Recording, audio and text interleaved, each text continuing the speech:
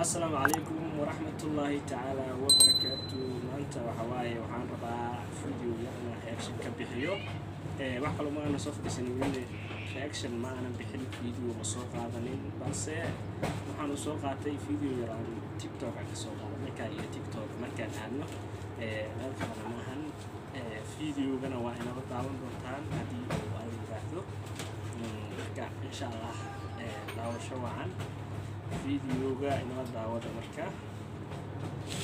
videoga waxa iska leeyahay lagu magacaabo Sultan iska majira from nin la yaqaan asaga ku magacaabo kalaani ma aqaan agtiidana wax kama ahane videoga faahfaahsan waayka laakiin waa Sultan iska majira from nin la yaqaan ninka kaliya dadka taalo okay wuxuu yiri ninka kaliya farxadda agtiisa taalo dhahay farxadda ma waxay ku taalaa inay Soomaaliya qaraxdo dab ka dhaco dhibaato ka dhacdo inta ku faraxsantaa waa intaas markii qof oo walaalihiis dad muslim ah diin leh isku dhaqan ah ma wanaagsan tahay in lagu farxo idinkana dhankiina commenti waa noogu reebi kartaan aan sii dhageysano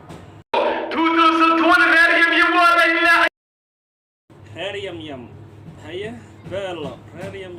ma gaartidaan ku dhihi lahay sababtoo ah adigana kale aniga waxaan kugu xisaabab ma lahan walimaan kugu tilmaamaa mayo qof dad walaalihiis ah muslim ah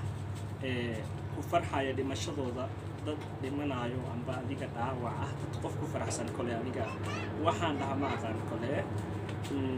midda kale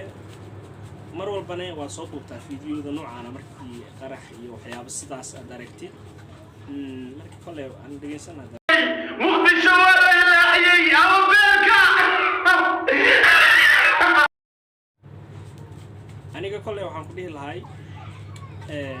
horta qofka bini'aadamka waxa wanaagsan qof muslim ah